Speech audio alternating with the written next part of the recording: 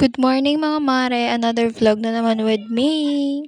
6:05 in the morning ako nagising mga mar. At medyo tinatamad-tamad akong kumilos ngayong araw.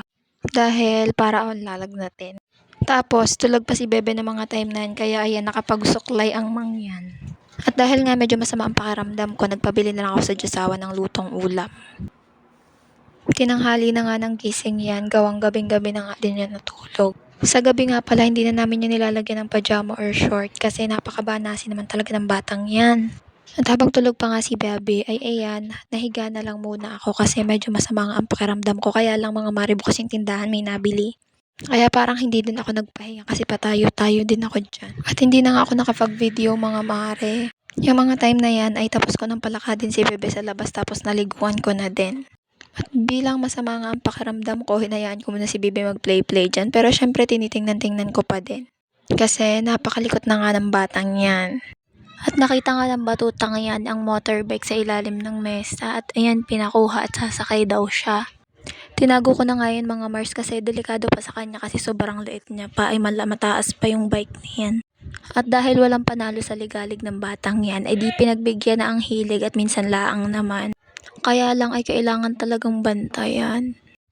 At enjoy na enjoy naman ang batuta sa paglalaro ng motorbike.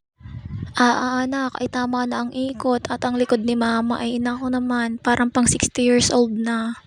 At nang manawa nga sa pagsakay dun sa motorbike, ay ayan naman at gusto naman ay maglakad-lakad. Marunong na naman siya maglakad mga mare, kaya lang hindi pa siya ganun karunong, kaya nakakatakot pa din hayaan. Kaya ayan, ang mother na walang choice ay sunod-sunod kung saan ang punta. At maya-maya nga lang din ay nagutom na din at ayan nagpasubo na ng pansit na binili ng kanyang ama kaninang umaga. Nang aagaw na nga ng kutsara at ang gusto siya ang susubo ay kain naman ng kalat mga mare eh. Pagkatapos nga kumain ng batuta mga mare ay arin na nga ako at nagpinaw ng mga damit. Ay awan baga kung anong Tagalog sa nagpinaw. Comment down nga kayo mga mare kung anong Tagalog sa nagpinaw. Pasensya na kayo at tubong sibal eh. At habang nagpipinaw nga ako ng damit ay kasama ko yung batutoy na yan. Kasi hindi ko naman pwedeng iwan at nakakatakot naman talaga mga mare. Last na untog lang naman ni Bibi ay nakatatlong araw akong walang tulog kasi binabantayan ko kung lalagnatin baga o ano. Kaya ayan, kahit mabigart ang bututoy ay kakargahin ko pa din yan. At arin na nga, pagkatapos kong magpinaw ng damit ay arin titiklopin ko na. Siguro rin mga maring pagtitiklaw ng damit ay aabutin ng 365 days. Dahil may batang pasaway na katabi ko ay aroy ang pagkatagal naman bago matapos ang tiklopin na yan. Ay syempre mga mare, joke lang yun. Ay kayo baga naman mga mare, isang tiklop na damit ay 30 minutes na pasaway. Mapapa-juice colored ka na lang talaga. Binigyan ko nga mga mare ng laruan dyan si Tutoy at nang mabawas-bawasan naman ang kakirutan. Ay ang nangyari, ako naman ang pinapalaro.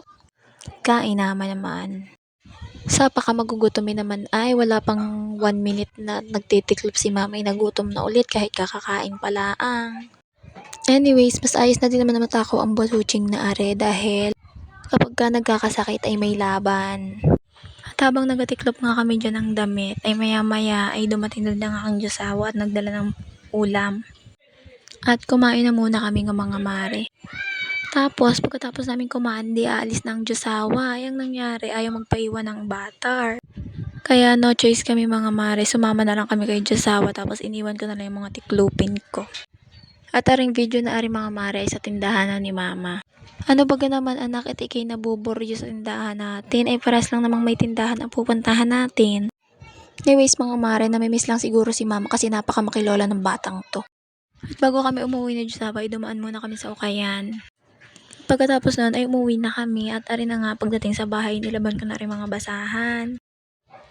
Finish brush ko lang muna yung iba dyan mga marates, binabad ko na sa washing. Tapos yung iba binanlawan ko lang, tapos nilagay ko muna dun sa may bakod. Ibababad ko muna yun at bukas ko nalalabhan. At dahil may pagsamba ngayon ay magpapahinga na muna kami at mag-iintintin na. Kaya ang vlog natin for today's video ay hanggang dito na lang. Bye bye mga mare, hanggang sa susunod ulit.